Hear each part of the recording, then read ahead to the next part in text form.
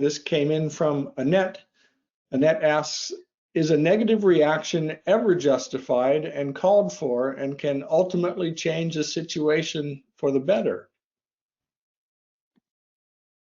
Can a fan straighten out a stack of papers, Annette? Can a match put out a fire? Can hatred ever bring about love? Martin Luther King said that the cost of this hatred is too great to bear.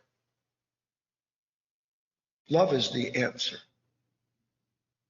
There is no love in negativity, even though the negativity in us says it's born out of loving something and wanting it to be better. Our mind struggles with these things. I know that it does.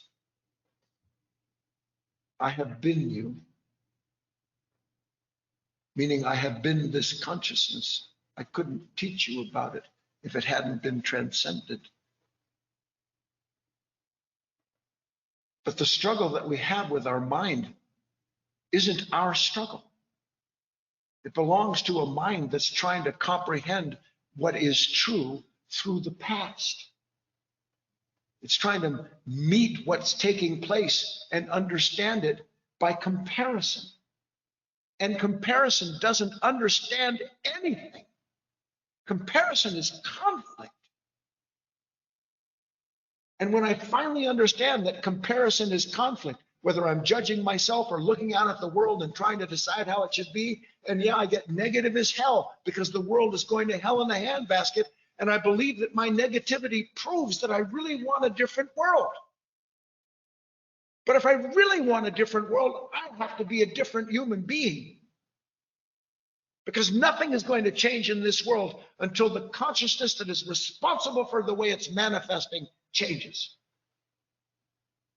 And if you ever really get deep into it, you'll see certain things. You'll understand one man, one woman whose mind actually goes through this change, changes the whole McGillicuddy, whole thing. And it said that if there could be 2 or 5 or 10 or 20 men or women in this world whose consciousness has actually changed, there would be a sea change in the consciousness of this planet. It wouldn't be seen in some wave, all these things people imagine. I had a friend of mine who used to think the world was going to be saved when the mothership comes down.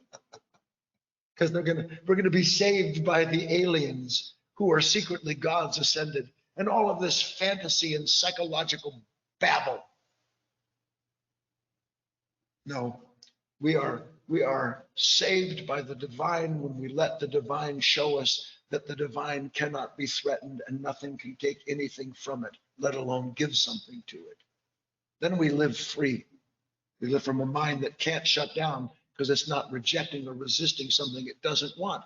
Why? Because when you're part of the divine, you want everything the divine wants. And what the divine wants is to change everything it touches. And that includes you.